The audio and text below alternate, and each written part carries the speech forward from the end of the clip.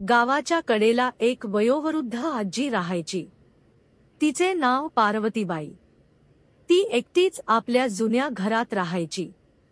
तिच्या नातवंडांना ती नेहमीच गूढ गोष्टी सांगायची. गावात असं म्हणत की तिच्या घराच्या मागच्या विहिरीत एक बाईचं भूत राहतं. एके रात्रीचे 11 वाजले होते. झाडांची सळसळ ऐकू येत होती. आजी झोपण्यासाठी तयार झाली होती. तेवढ्यात दारावर कुणीतरी ठोठावलं. इतक्या रात्री कोण असेल बरं? भूत आहेस ना तू? आजी, मला भूक लागलीये. काहीतरी खायला दे. हो, पण तुम्ही घाबरत नाही. तुम्ही खरंच घाबरत नाही.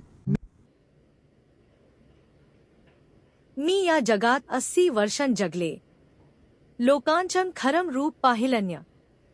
माणसांपेक्षा भूते बरी. निदान तोंडावर येऊन विचारतात.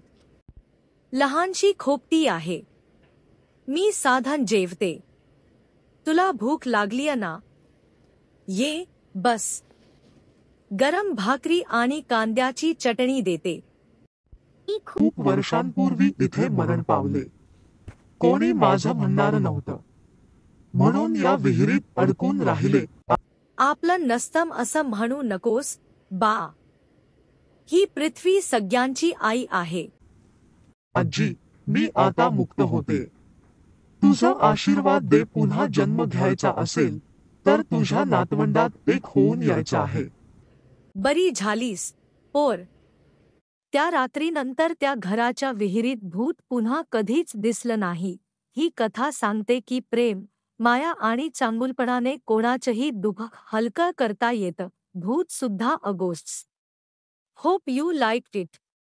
लाईक करा, शेअर करा, सबस्क्राईब करा. धन्यवाद.